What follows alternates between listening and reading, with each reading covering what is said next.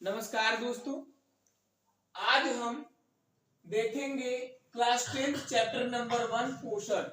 जो भी इसमें महत्वपूर्ण प्रश्न और उत्तर है हम उनको देखेंगे। हमने पिछले वीडियो में आपको दो प्रश्न बताया था जिसमें कि आहार नाल से संबंधित प्रश्न उत्तर थे और स्वपोषी तथा विषमपोषी जीवों में अंतर था। तो आज हमारा वीडियो थर्ड यानी पार्ट थ्री के अंतर्गत हम जितने भी पाचक ग्रंथियां हैं, ठीक, हम उनको कवर करेंगे।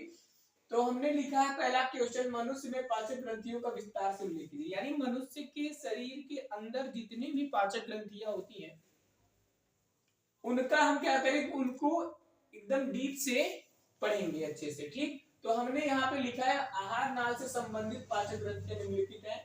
जो हमने यहाँ पे जितनी भी इंपॉर्टेंट ग्रंथियां हैं आपके शरीर में या हमारे शरीर में, उन सभी को हमने यहाँ पे जिक्र किया है। पहला क्या है, लार ग्रंथियां, दूसरा आमाशय या जठर ग्रंथियां, तीसरा यकृत यानी लीवर, चौथा क्या है, अग्न्याशय यानी पैंक्रियास, और पांचवा है आपका आंतरिक ग्रंथियां। ठीक, तो हमने पहला टॉपिक चुना क्या, लार ग्रंथि। भाई लार ग्रंथि क्या होती है, उनकी संख्या कितनी होती है, इनका कार्य क्या होता है, इन सभी चीजों को हमने बहुत ही शॉर्टकट तरीके में लिखा है। तो हमने लार ग्रंथियों के बारे में लिखा है कि मनुष्य में निम्न 3 जोड़ी लार ग्रंथियां पाई जाती हैं। यानी यहाँ पे हमने फिगर भी बनाया है। जब भी लार ग्रंथि से संबंधित क्वेश्चन पूछ लिए कि लार ग्रंथियां क्या होती हैं, लार ग्रंथियां का चित्र सहित वर्णन कीजिए या लार ग्रंथियां पर टिप्पणी लिखिए, तो आप ऐसे ही लिखिएगा। ठीक, ऐसे फिगर के माध्यम से समझिएगा। हमने क्या बनाया, हमने एक फिगर बनाया जो लार ग्रंथि को दिखा रहा है। लार ग्रंथियां मुख में 3 जोड़ी पाई जाती हैं, समझ गए। यानी 3 जोड़ी यानी कुल कितनी, 6 पाई जाती हैं। तो जिसे क्या कहते हैं हम लोग, जो कान के पास ग्रंथि होती है उसे क्या कहते हैं, कर्पूर ग्रंथियां कहते हैं। जो एक तरीके से निचले जबड़े के मतलब जबड़े के निचले वाले भाग में स्थित होती है, उसको क्या कहते हैं, अधोहनु ग्रंथियां कहते हैं। और जो जीभ के जस्ट नीचे पाई जाती है उसे क्या कहते हैं, अधोजिह्वा ग्रंथियां कहते हैं। इनमें छोटी छोटी नलिकाएं लगी होंगी, देख रहे होंगे आप लोग। तो इनसे क्या होता है, लार जो है वो मुख में स्रावित होता है। समझ गए बात को। तो हमने पहला टॉपिक क्या चुना, कर्णपूर ग्रंथियां। यानी कर्णपूर ग्रंथियां क्या होती है, पहले हम बात कर लेते हैं। 3 जोड़ी ग्रंथियां पाई जाती है जो लगभग एक दिन में 5 से 1.5 लीटर लार स्रावित करती हैं, यानी लगभग 1.5 लीटर। ठीक, एक दिन में मनुष्य के मुख में कितना लार स्रावित होता है, 1.5 लीटर स्रावित होता है। समझ गए। और ये तीनों ग्रंथियां मिलकर कितने लार को बनाती हैं।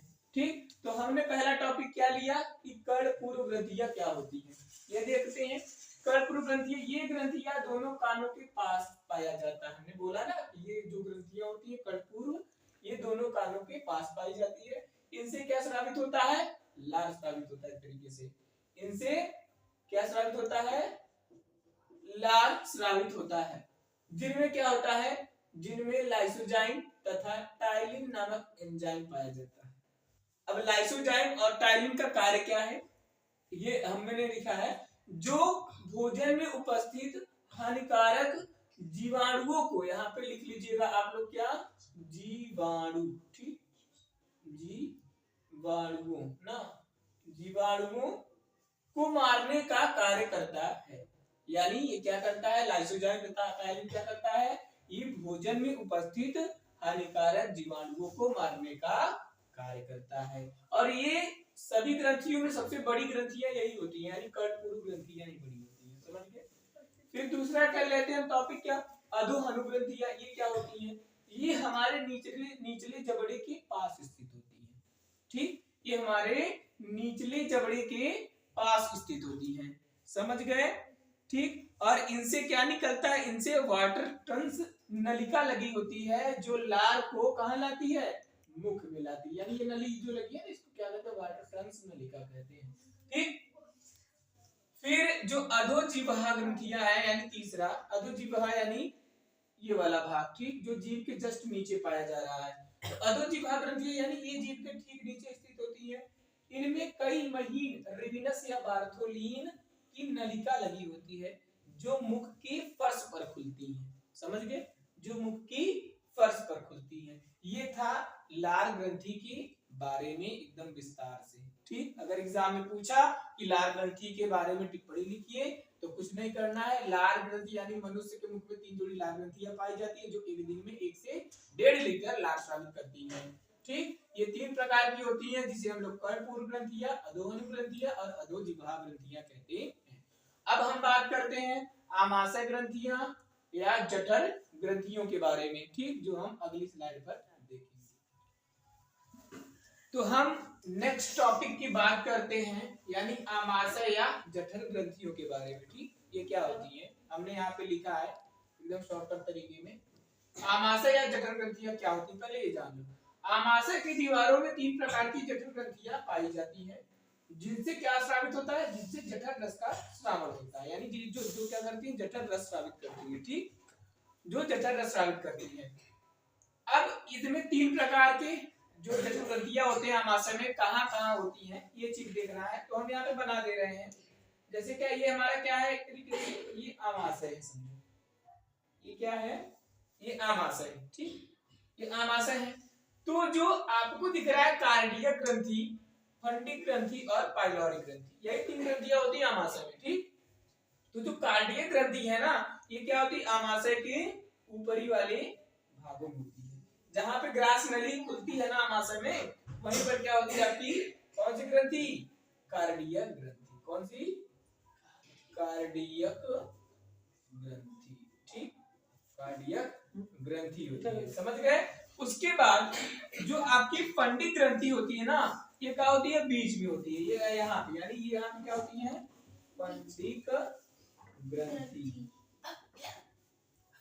फंडिक ग्रंथि होती है। ठीक, फंडिक ग्रंथि होती है। और जो पाइलोरिक ग्रंथि है ना वो क्या होती है, वो यहाँ पे होती है। ठीक, यानी पीछे। तो यहाँ पे कौन सी ग्रंथि होती है, पाइलोरिक ग्रंथि होती है। ठीक, स्थान पता हो गया कौन कौन सी ग्रंथि कहाँ होती है। ठीक, ये आमाशय है, आमाशय में यानी आमाशय के ऊपरी भागों में क्या पाई जाती है, कार्डियक ग्रंथि, बीच में फंडिक ग्रंथि और अंत में यानी तरीके से पीछे जहां से ग्रैडी शुरुआत होती है, जहां पे आमाशय खत्म होती है वहां पे क्या पाई जाती है, पाइलोरिक ग्रंथि पाई जाती है। तो एक एक ग्रंथि के बारे में हम यहाँ पे देखेंगे, कार्डियक क्या होती है, फंडिक क्या होती है, पाइलोरिक क्या होता है, बहुत छोटा सा यहाँ पे लिखना है आपको। तो कार्डियक ग्रंथि जो होती है आमाशय के ऊपरी भागों में स्थित होती है, यानी यहाँ। ठीक, समझ में आया।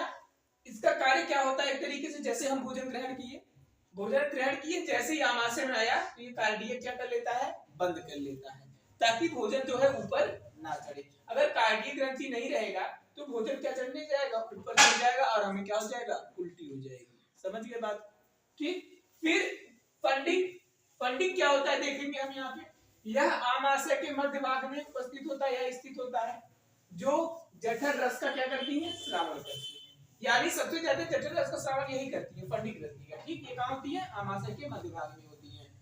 जिनसे क्या होता है, रेनिन, पेप्सिन नामक एंजाइम तथा गॉस्ट्रोन हार्मोन का भी यही पे श्रावण होता है। समझ गए। इसके अतिरिक्त इनमें HCl अम्ल का भी श्रावण होता है, यानी एंजाइम्स हार्मोन्स के अलावा भी क्या श्रावण होता है, एक क्या श्रावण होता है, HCl यानी अम्ल श्रावण होता है, जो क्या करता है, जो जठर रस को अम्लीय माध्यम में कर देता है, यानी भोजन को भी अम्लीय माध्यम में कर देगा। ये समझ गए बात को। अब हमने पिछली यानी पहली वाले वीडियो में बताया भी था कि HCl का कार्य बताया था। ठीक, उसके बाद गॉस्ट्रोन हार्मोन का भी कार्य बताया था, रेनिन पेप्सिन का भी कार्य बताया था। ठीक, ये सब कैसे एक तरीके से आमाशय में एक्टिव होते हैं, कैसे भोजन का पाचन करते हैं, ये सब हमने एकदम डीप से वहां पे बताया था। अगर आपने नहीं देखा तो वो वीडियो देखोगे तो समझ में आ जाएगा।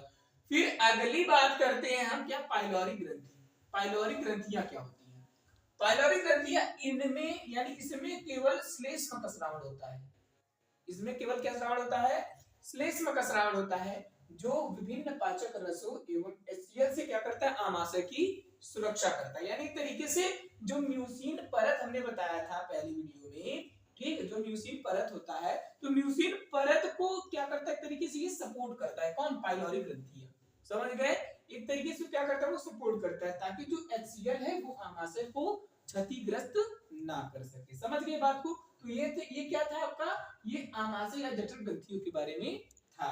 ठीक, अगर पूछ ले जठर ग्रंथियां क्या होती हैं तो आपको कुछ नहीं करना है, बस इतना ही लिख दोगे, एग्जाम में आपको पूरा नंबर दे देगा। ठीक, अब हम अगली ग्रंथियों के बारे में पढ़ेंगे, यानी यकृत। यकृत या लिवर क्या होती है देखेंगे। तो अब नेक्स्ट टॉपिक जो क्या हमारा यकृत यानी लिवर। अब ये लिवर क्या होती है, इसका कार्य क्या होता है, ठीक, हम इन सभी चीजों को देखेंगे अच्छे से। तो लिवर यानी यकृत, इसको कलेजा भी कहते हैं, जिगर भी कहते हैं, ठीक। लिवर, कलेजा, यकृत, ये सब एक ही ऑर्गन्स का नाम होता है, ठीक। ये क्या, इसका कार्य क्या होता है, मतलब लिवर होती क्या है, यह मानव शरीर का सबसे बड़ा ग्रंथि एवं अंग होता है। इसका भार 1500 ग्राम का होता है, यानी एक तरीके से ये कहता है कि यह मानव शरीर की सबसे बड़ा अंग एवं ग्रंथि होता है। इसका भार कितना, 1.5 किलो तक होता है। यकृत में कितनी पालियां होती है, 3 पालियां होती हैं। यकृत के पिंड अनेक बहुभुजीय पिंडकों से मिलकर बना होता है। यकृत की कोशिकाओं में पित्त रस का निर्माण होता है, जो क्या करती हैं, जो एक थैली नुमा भाग में संग्रहित हो जाती हैं, ठीक है, जिसे क्या कहते हैं, पित्ताशय कहते हैं। और हाँ, यकृत हमारे उदर गुहा के दाहिने साइड स्थित होती है और आमाशय के जस्ट ऊपर थोड़ा सा, समझ गए। और भी बड़ा चढ़ा के इसमें लिखना चाहते तो लिख सकते हो कि यकृत की कोशिकाओं में कंटिन्यू यानी बहुत तेज विभाजन की क्षमता पाई जाती है, समझ गए। जिस कारण यकृत की कोशिकाओं में, यकृत में अगर चोट वगैरह कभी लगता है तो उसकी कोशिकाएं जल्दी से उसको रिकवर कर देती हैं, समझ गए। फिर से सुन लीजिए, यानी यह हमारा शरीर का सबसे बड़ी ग्रंथि तथा अंग होता है। इसका भार 1500 ग्राम होता है। यकृत में 3 पालियां होती हैं और यकृत जो होता है ये अनेक बहुभुजीय पिंडकों से मिलकर बना होता है। यकृत की कोशिकाओं में पित्त रस का भी निर्माण होता है, जो एक थैली में संग्रहित हो जाता है। यकृत जिसे क्या कहते हैं, पित्ताशय कहते हैं। यकृत निम्नलिखित कार्य करता है। एक चीज और बताएंगे लास्ट में, ठीक, आप लोगों को। तो यकृत के कार्य निम्नलिखित है। क्या क्या है कार्य, क्या करता है, पित्त रस का श्रावण करता है, हिपैरिन का श्रावण करता है, ग्लाइकोजन का संचय करता है, ठीक, पित्त वर्णक का उत्सर्जन करता है, यूरिया का संश्लेषण करता है, रुधिर का थक्का भी बनाता है, वसा का संश्लेषण करता है। यानी एक तरीके से ये बहुत ही महत्वपूर्ण अंग होता है हमारी बॉडी में। यकृत को स्टोर हाउस भी कहते हैं। तो हम देखते हैं यकृत का कार्य क्या क्या होता है। यकृत में यकृत का जो कार्य है वो क्या क्या है। पित्त रस का श्रावण, ये क्या करता है, आमाशय के रस के अम्ल को, आमाशय में जो भोजन पचता है अम्लीय माध्यम में यानी HCl स्रावित होता है, तो आमाशय रस के अम्ल को प्रभावहीन करने के लिए पित्त रस का श्रावण होता है, ठीक, जो क्या करती है, जो भोजन को अम्ल से क्षारीय माध्यम में परिवर्तित कर देती है, समझ गए बात को। यानी कहती है एक तरीके से जैसे आमाशय में HCl निकला, आमाशय जो भोजन का पाचन होता है अम्लीय माध्यम से होता है, तो भोजन जब वहां से आगे बढ़ेगा तो वहां से पित्ताशय से क्या निकलता है, पित्त रस निकलता है, और जो क्या करता है, अम्ल को किसमें बदल देता है, क्षारीय माध्यम में बदल देता है। फिर क्या है, दूसरा टॉपिक है आपका हिपैरिन का श्रावण। हिपैरिन क्या होता है, हिपैरिन एक प्रकार का ऐसा वर्णक होता है जो शरीर के अंदर ब्लड को जमने नहीं देता, यानी खून को जमने नहीं देता है। जैसे क्या, कहीं किसी को कटा उटा तो बाहर जब ब्लड निकलता है तो कुछ देर बाद जम जाता है, ऊपरी बांध लेती है, ठीक, लेकिन शरीर के अंदर जब तक ब्लड रहेगा तब तक वो जमता नहीं है। क्यों, क्योंकि शरीर के अंदर क्या है, हिपैरिन है। हिपैरिन जो होता है वो ब्लड को जमने नहीं देता। अगर जिस भी व्यक्ति में हिपैरिन की मात्रा कम हो गई तो उसका ब्लड क्या हो जाएगा, क्लॉट हो जाएगा, समझ गए। ये अधिकतर ये कब होता है, तरीके से जब 40 साल के व्यक्ति हो जाते हैं, यानी 40-50 साल के हो जाते हैं, तब इसमें हिपैरिन का जो तरीके से वर्णक है, जो हिपैरिन वो कम होने लगता है, जिस कारण व्यक्तियों में हार्ट अटैक आने के ज्यादा चांसेस रहते हैं। हार्ट अटैक ऐसे वैसे तो आता तो नहीं है इसे, लेकिन बहुत ज्यादा ऐसे चांसेस रहते हैं। जो क्या करता है, हृदय तक अच्छे से ब्लड नहीं पहुंच पाता है, जिस कारण व्यक्ति को हार्ट अटैक आता है। या उसमें क्या होती है, जो हृदय होता है उसकी जो वेसल्स होते हैं ना, उसमें क्या बन जाते हैं, चर्बी वगैरह हो जाती है, जिस कारण ब्लड प्रॉपर हार्ट के पास नहीं पहुंच पाती, जिस कारण उसे हार्ट अटैक आता है। फिर तीसरा क्या है आपका, ग्लाइकोजन का संचय। ग्लाइकोजन का संचय क्या होता है, ये देखिएगा। जब हम भोजन खाते हैं, जब भोजन हम खाते हैं, जैसे क्या हमारे बॉडी को 273 कैलोरी ऊर्जा की आवश्यकता है, ठीक। अब हम भोजन खाए, उससे ज्यादा हमारे अंदर कैलोरी बन गई, उससे ज्यादा हमारे अंदर क्या बन गई, ऊर्जा बन गई, यानी ग्लूकोज बन गया। भैया ज्यादा हो गया तो जो यकृत है वो क्या करेगा, ग्लूकोज को ग्लाइकोजन के रूप में पहले बदलेगा, उसके बाद अपने अंदर क्या कर लेगा, स्टोर कर लेगा, रख लेगा। समझ गए नहीं समझ गए बात को? ठीक। तो यकृत क्या करता है, ग्लाइकोजन का संचय भी करता है, यानी पाचन के पश्चात अतिरिक्त ग्लूकोज की मात्रा को ग्लाइकोजन के रूप में यकृत के अंदर संचित कर लिया जाता है या संचित कर लेती है। समझ गए बात? ठीक। अब अगला कार्य हम पढ़ेंगे क्या, एक तरीके से वसा का संश्लेषण।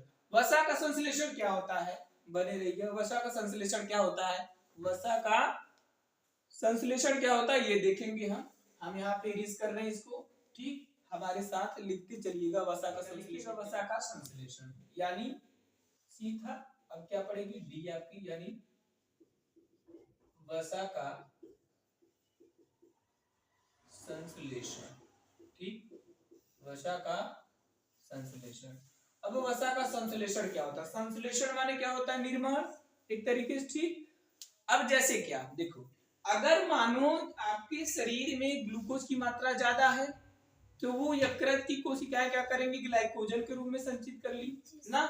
अब समझो अगर ग्लाइकोजन भी फुल हो गया, यानी ग्लूकोज भी आपकी बॉडी में फुल है, ग्लाइकोजन भी फुल है, तब यकृत की कोशिकाएं क्या करती हैं, उसको यकृत की कोशिकाएं उसको वसा में कन्वर्ट करने लगती है। समझ गए नहीं समझ गए? जैसे कोई व्यक्ति बहुत ज्यादा खाता पीता है या बहुत ज्यादा कार्बोहाइड्रेट लेता है, प्रोटीन लेता है बहुत ज्यादा, तो देखते होगे कुछ ही दिन में वो व्यक्ति मोटा हो जाता है।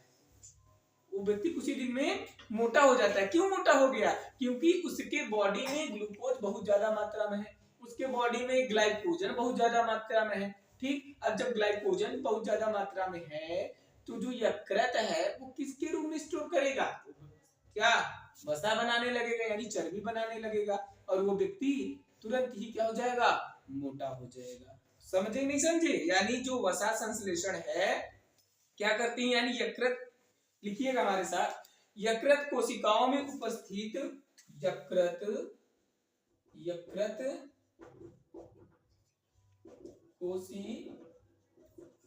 कोशिकाओं में उपस्थित, ठीक, यकृत कोशिकाओं में उपस्थित ग्लूकोज की अतिरिक्त मात्रा को, ग्लूकोज की अतिरिक्त मात्रा को किसमें कन्वर्ट कर देती है, वसा में परिवर्तित कर देती है। समझ गए बात को? ठीक, ये था एक तरीके से वसा का संश्लेषण, यानी हमारे बॉडी में चर्बी का निर्माण, यानी वसा का निर्माण कैसे होता है, यकृत की कोशिकाओं के द्वारा। अगला क्या है आपका, अगला आपका क्या है आपका, यानी ई, जो ई है यानी क्या है आपका, पित्त वर्णक का उत्सर्जन। यानी पित्त वर्णक क्या होती है, यानी पित्त जो है वो कैसे बनते हैं, कौन बनाने का कार्य करता है, वही करता है। ठीक, इसमें हम आपको एक डिजीज के बारे में बताएंगे, यानी क्या है, पित्त वर्णक का उत्सर्जन, यानी पित्त को जो बनाने वाले वर्णक है, ठीक, उसका उत्सर्जन कौन करता है, कैसे करता है, ठीक, उत्सर्जन ना, पित्त वर्णक का उत्सर्जन। अब ध्यान से बात सुनिएगा, एक बीमारी नाम सुने होगे जिसको आप लोग कहते हैं पीलिया। ठीक, पीलिया कैसे होता है, ये पीलिया जब हमारे बॉडी में आरबीसी की संख्या क्या हो जाती है, घट जाती है। समझ गए, आरबीसी की संख्या क्या हो जाती है, घट जाती है, तब हमें क्या हो जाता है, पीलिया। यानी एक तरीके से जितना ज्यादा आरबीसी मरेगा हमारे बॉडी में, पित्त वर्णक उतने ज्यादा बनेगा, यानी पित्त रस का निर्माण उतना ज्यादा होगा। ठीक, जैसे क्या यहाँ पे पित्त वर्णक का उत्सर्जन, यानी जो आरबीसी होती है, जो आरबीसी होती है, ये कहाँ जाके मरती है, आपके प्लीहा में। कहाँ मरती है, प्लीहा, इसको स्प्लीन भी कहते हैं, स्प्लीन, या कहते हैं तिल्ली भी कहते हैं इसे। समझ गए नहीं समझ गए, प्लीहा, स्प्लीन, तिल्ली, ठीक, यहीं पे जाकर मिलती है, मरती है। और ये कहाँ होती है, प्लीहा, स्प्लीन, तिल्ली कहाँ होती है, आपके यकृत में होती है। समझ गए नहीं समझ गए, यानी यकृत में ही क्या होते हैं, प्लीहा, स्प्लीन या तिल्ली, यानी तीनों एक ही है, यहीं पे होती है। और जो आरबीसी है वो यहीं पे जाके इनका डेथ होता है। आरबीसी का जीवन काल कितना होता है, 100 से 120 दिन, 120 दिन तक होता है। जब इतना हो जाएगा तो क्या हो जाएगा, ये डेथ हो जाएगा। अब यहाँ पे जितना ज्यादा आरबीसी मरेगा तो आरबीसी का बॉडी एक तरीके जैसे क्या किसी का डेथ वगैरह होता है तो हम लोग क्या करते हैं ऑफिशियली उसको दफना देते हैं या तो क्या करते हैं जला देते हैं, समझ गए, यानी उसको पूरा उसका अस्तित्व पूरा समाप्त कर देते हैं, समझ गए। तो यहाँ पे जो आरबीसी मरेगा प्लीहा स्त्रीलिंग तिल्ली में, तो एक तरीके से जो प्लीहा या स्त्रीलिंग तिल्ली होती है ना वो आरबीसी की कब्रगाह होती है, समझ गए, जहां पे आरबीसी का तरीके से मतलब उस आरबीसी की बॉडी को गलाया जाता है या खत्म किया जाता है। तो आरबीसी जब यहाँ पे मरेगी तो आरबीसी की बॉडी को क्या करेगा स्प्लिट तिल्ली, और एक तरीके से पूरा उसका एक तरीके से जूस बना लेगा, माने उसकी बॉडी से क्या बना लेगा, जूस बना लेगा, और वो जूस किसमें कन्वर्ट हो जाती है, पित्त में, समझ गए, इसमें कन्वर्ट हो जाती है पित्त में। पित्त बढ़ने के लिए क्या चाहिए होता है, एक क्या आती है बिलिरुबिन प्रोटीन, बिलिरुबिन ना, बिलिरुबिन एक प्रोटीन होती है जो तुरंत ही क्या करती है पित्त को बना देती है फट से। बिलिरुबिन का रंग कैसा होता है, हल्का पीला होता है, हल्का पीला, और पित्त रस का भी रंग हल्का पीला होता है। अब समझिए पित्तवर्धक का उत्सर्जन क्या है, वो पित्तवर्धक क्या होता है आपका समझ कह सकते हो बिलिरुबिन है, समझ गए। पित्त रस का निर्माण कैसे होता है, आरबीसी के कारण, आरबीसी जितना ज्यादा मरेगा उतना ज्यादा क्या बनेगा, पित्त रस बनेगा, समझ गए।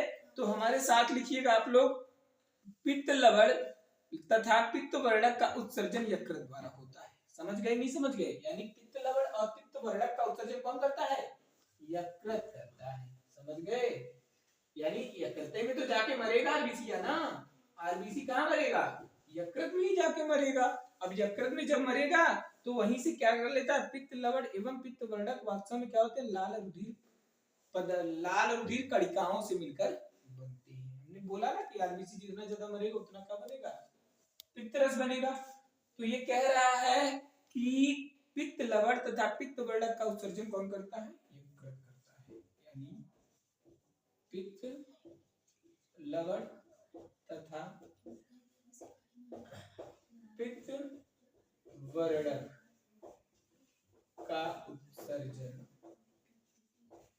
कौन करता है, यकृत की कोशिकाएं करती हैं, यकृत की कोशिकाएं करती हैं ना, ठीक, यकृत की कोशिकाएं करती हैं।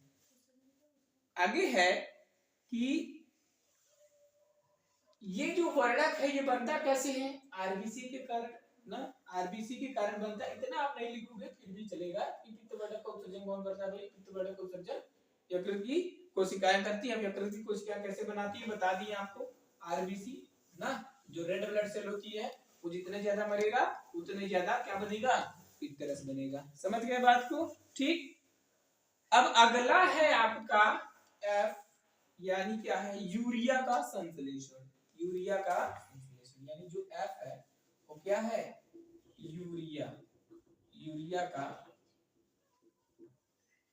संश्लेषण, यूरिया का संश्लेषण, ठीक। अब यूरिया का संश्लेषण क्या होता है, यकृत में यूरिया का संश्लेषण एक विषैले पदार्थ को कम हानिकारक बनाने में होता है।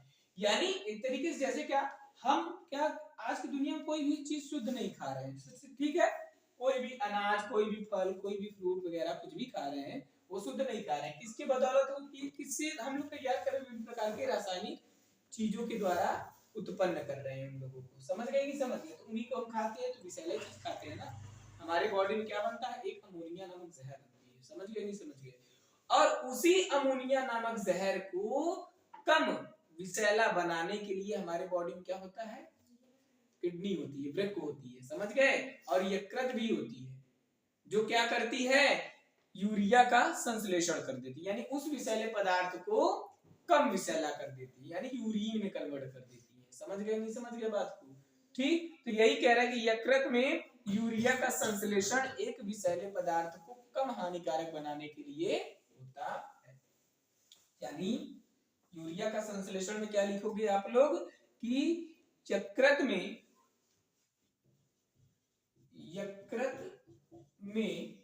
ठीक यकृत में यूरिया का संश्लेषण, यकृत में यूरिया का संश्लेषण, यकृत में यूरिया का संश्लेषण एक विषैले पदार्थ को कम हानिकारक बनाने में किया जाता है। समझ गए? ठीक, ये क्या करता है, जितना भी हम एक तरीके से जहर वाला वगैरह चीज खाते हैं तो ये क्या करता है, उसको छानकर क्या कर देता है, कम विषैले पदार्थों में कन्वर्ट कर देता है। फिर अगला टॉपिक क्या आपका, रुधिर का थक्का बनना, यानी जी। जी यानी जो जी है वो क्या है, रुधिर का थक्का बनना। ठीक, अब रुधिर का थक्का बनना क्या होता है, जैसे कहीं पे कटा फटा तो कुछ देर बाद आप देखते हो कि वहां पे क्या पपड़ी वगैरह कुछ बांध लेती है। ठीक, ब्लड क्या हो जाता है, क्लॉट हो जाता है, कुछ देर बाद वहां पे ब्लड जो है रुक जाता है, तो नहीं बहता है। तो वही ब्लड में एक तरीके से क्या होता है हमारे अंदर की फाइब्रिनोजन नामक एक प्रोटीन होती है। फाइब्रिनोजन, थ्रोम्बिन, प्रोथ्रोम्बिन नामक कुछ पदार्थ होते हैं या प्रोटीन होते हैं हमारे बॉडी में, जो क्या करते हैं, ब्लड को क्लॉट करने में मदद करते हैं। समझ गए बात को?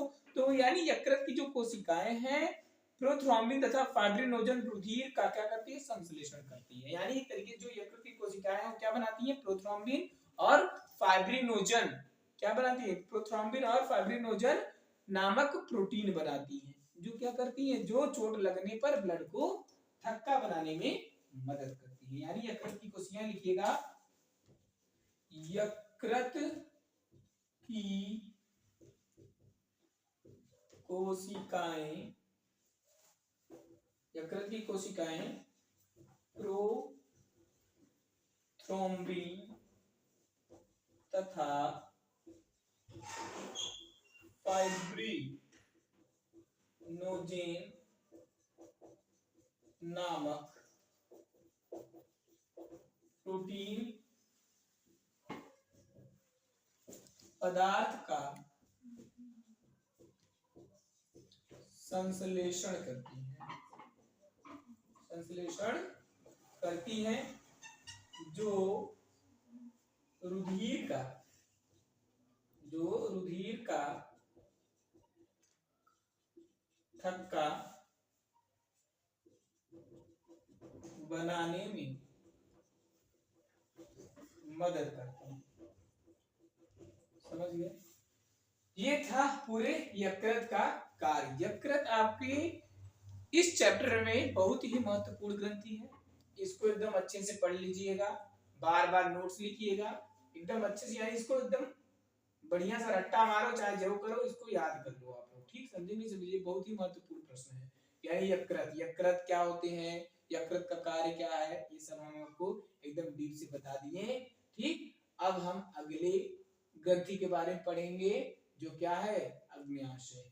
ठीक, तो आज हम अब हम अगली टॉपिक देखेंगे, अग्न्याशय यानी पैंक्रियास। ठीक, यानी जो हमारी क्या है, चौथी ग्रंथि है हमारे आमाशय, हमारे आहार नाल के अंदर चौथी ग्रंथि, जिनको हम क्या कहते हैं, पैंक्रियास।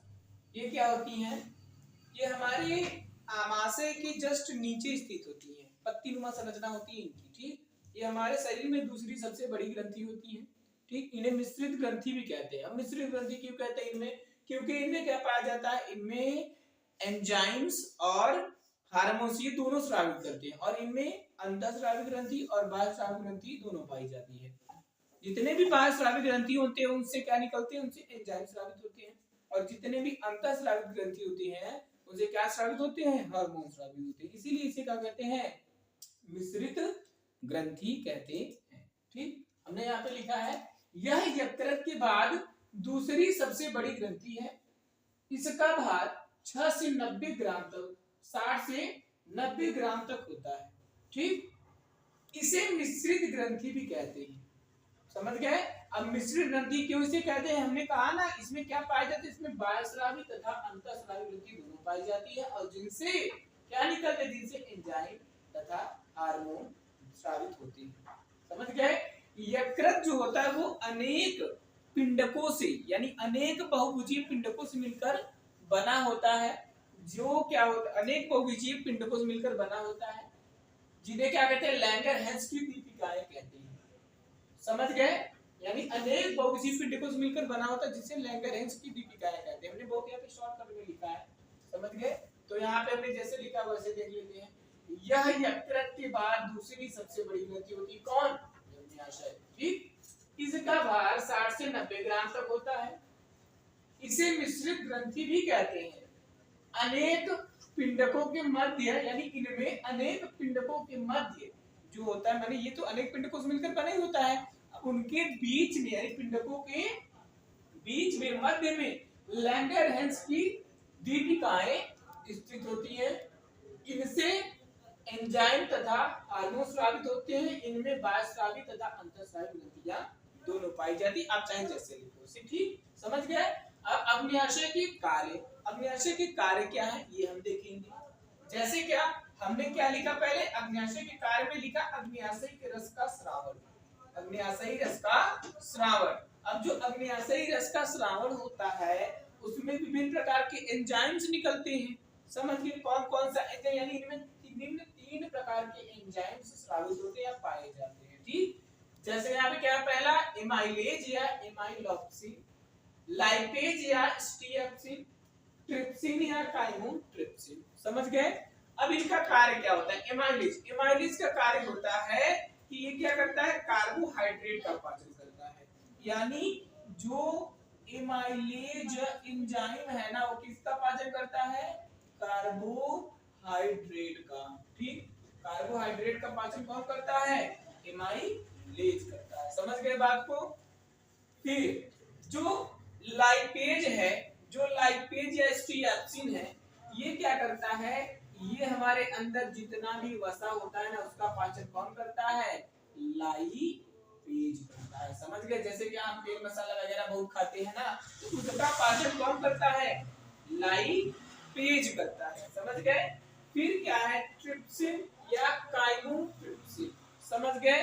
ट्रिप्सिन या काइमोट्रिप्सिन। अब ये क्या करता है, एक तरीके से यह प्रोटीन का पाचन करता है। यानी जो ट्रिप्सिन है, तो हमने क्या बोला कि जो ट्रिप्सिन है ये किसका पाचन करता है, जो ट्रिप्सिन है यानी ये वाला, ये जो ट्रिप्सिन या काइमोट्रिप्सिन है किसका पाचन करता है, प्रोटीन का करता है। बस इतना लिखना है, ये किसका पाचन करता है, प्रोटीन। यानी एक बार देख लेते हैं, जो अग्न्याशयी रस का स्रावण होता है उसमें 3 प्रकार के एंजाइम स्रावित होते हैं। कौन कौन सा, एमाइलेज या एमाइलॉक्सिन, लाइपेज या स्टीएक्सिन, ट्रिप्सिन या काइमोट्रिप्सिन। अब जो एमाइलेज है ये किसका पाचन करता है, जो एमाइलेज है हम यहाँ पे लिख रहे हैं, जो एमाइलेज है ये किसका पाचन करता है, कार्बोहाइड्रेट का पाचन करता है। समझ गए बात को, समझ गए कि किसका पाचन करता है, एमाइलेज कार्बोहाइड्रेट का। जो लाइपेज है ये किसका पाचन करता है, वसा का। और जो ट्रिप्सिन है किसका पाचन करता है, प्रोटीन का पाचन करता है। ठीक, समझ गए। अब क्या है, अब है आपका हार्मोन्स का स्रावण, यानी बी वाला हेडिंग। बी वाला हेडिंग क्या है, हार्मोन्स का स्रावण। ठीक, हार्मोन्स का स्रावण। अब हार्मोन्स कैसे निकलते हैं भाई, इसमें कौन कौन से हार्मोन्स निकलते हैं। ठीक, और अगर ये हार्मोन्स ना निकले तो व्यक्ति में कौन सा रोग देखने को मिलेगा, ये सब देखेंगे। हार्मोन्स का स्रावण जो है अग्न्याशय की लैंगरहैंस दीपिकाओं में उपस्थित 2 प्रकार की कोशिकाएं होती हैं जिनको हम लोग क्या कहते हैं, बीटा और अल्फा। ठीक, तो अग्न्याशय की लैंगरहैंस की दीपिकाओं में उपस्थित बीटा कोशिकाएं होती हैं ना, और अल्फा कोशिकाएं होती हैं। बीटा कोशिकाओं से क्या स्रावित होता है, इंसुलिन हार्मोन स्रावित होता है। समझ गए। बीटा कोशिकाओं से इंसुलिन हार्मोन स्रावित होता है और अल्फा कोशिकाओं से क्या स्रावित होता है, ग्लूकेगान नामक हार्मोन स्रावित होता है। इतना क्लियर हुआ। यानी अग्न्याशय की लैंगरहैंस दीपिकाओं में 2 प्रकार की क्या होती है, कोशिकाएं होती हैं, बीटा और अल्फा। बीटा से क्या स्रावित होता है, इंसुलिन स्रावित होता है ना। और जो अल्फा होता है इससे क्या स्रावित होता है, ग्लूकेगान नामक हार्मोन स्रावित होता है। अब भाई इंसुलिन का कार्य क्या होता है, एक तरीके से अगर जिस व्यक्ति में इंसुलिन की कमी हो जाती है ना तो उसको एक बीमारी हो जाती है जिसको हम लोग क्या कहते हैं, डायबिटीज। क्या कहते हैं, डायबिटीज, या हिंदी में कहते हैं उसे मधुमेह। मधुमेह, मधुमेह या शुगर, समझ गए, मधुमेह या शुगर। इसमें क्या हो जाती है, व्यक्ति के शरीर में, व्यक्ति के ब्लड में जो व्हाइट ब्लड सेल है या जो एक तरीके से ग्लूकोज होती है ना वो क्या होती है, बढ़ जाती है। यानी व्यक्ति के ब्लड में, यानी रोगी के ब्लड में ग्लूकोज की मात्रा बढ़ जाती है बहुत तेजी से, समझ गए। अब ग्लूकोज जब बढ़ जाती है तो व्यक्ति को क्या हो सकता है, ब्लड कैंसर हो सकता है। समझ गए, नहीं समझ गए, ब्लड कैंसर हो सकता है इसी से, समझ गए। ब्लड कैंसर तो ऑब्वियसली होता है डब्ल्यूबीसी के कारण। अगर किसी भी व्यक्ति में डब्ल्यूबीसी की मात्रा बहुत ज्यादा बढ़ जाए ना उसी क्या कहते हैं, ब्लड कैंसर। अब भाई इसको बढ़ाता कौन है, इंसुलिन। अगर आपके बॉडी में इंसुलिन अच्छे से नहीं निकलेगा तो डब्ल्यूबीसी की मात्रा बढ़ेगी, समझ गए। जब डब्ल्यूबीसी की मात्रा बढ़ेगी तो क्या होगा, ग्लूकोज की मात्रा भी बढ़ेगी, जिस कारण हमें क्या हो जाएगा, ब्लड कैंसर हो जाएगा। समझ गए बात को। तो ऐसे होता है मधुमेह। जैसे किसी भी व्यक्ति को जब डायबिटीज वगैरह हो जाता है तो वो जाता है इंजेक्शन लेता है हमेशा प्रॉपर, उसको महीने में 6 महीने में इंजेक्शन दिया जाता है, किसका, इंसुलिन का दिया जाता है। समझ गए। आप इंसुलिन के बारे में इंटर में अच्छे से पढ़ोगे, उसमें अच्छे से एक्सप्लेन किया गया है।